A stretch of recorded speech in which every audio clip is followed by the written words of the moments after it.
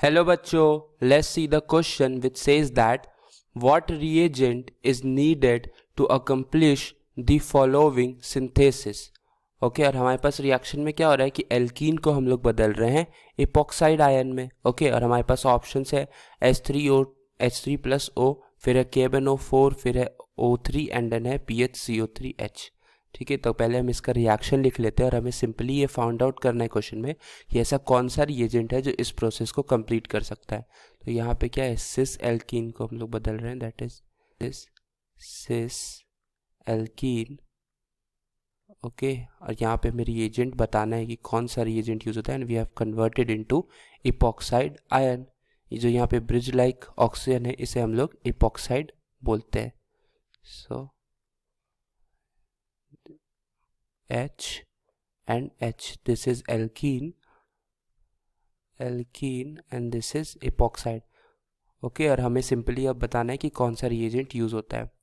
तो हम एक एक करके अगर ऑप्शन वाइज देखें तो H3O+ क्या होता है, वाटर होता है. तो वाटर इसके साथ जो रिएक्शन देता है वो देता है ER, electrophilic addition reaction.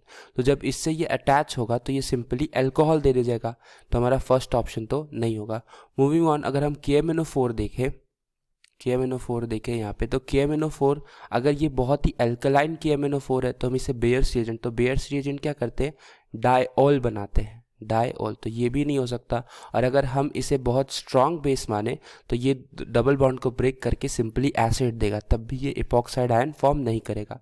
Third है हमारा OH, तो ये ओजोनोलाइसिस प्रोसेस है O3 के साथ.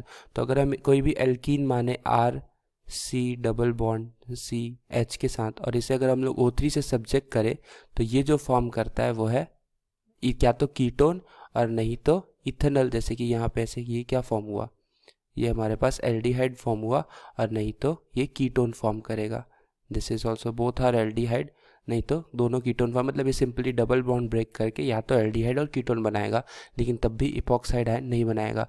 और अगर अपना लास्ट ऑप्शन देखें तो ये होगा परऑक्सी बेंजोइक एसिड. तो यही करेक्ट आंसर होगा क्योंकि परऑक्सी बेंजोइक एसिड ही यूज्ड होता है हमारे सिस फॉर्म को ट्रांसफॉर्म. अब ऐसा क्यों होता है ये समझते हैं हम कि अगर यहाँ पे PHC, तो यहाँ पे जो ये लिंकेज होता है इसको हम लोग क्या बोलते हैं, परऑक्सी लिंकेज.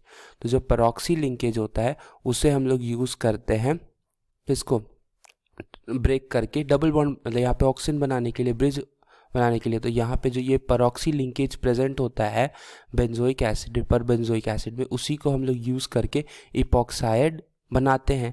तो हमारा जो डी ऑप्शन होगा वही करेक्ट आंसर हो जाएगा इस क्वेश्चन का. So D option will be the correct answer, that is पर बेंजोइक एसिड. इसे हम टिक कर देते हैं, ये D option will be correct. Hope you understood it well. Best of luck.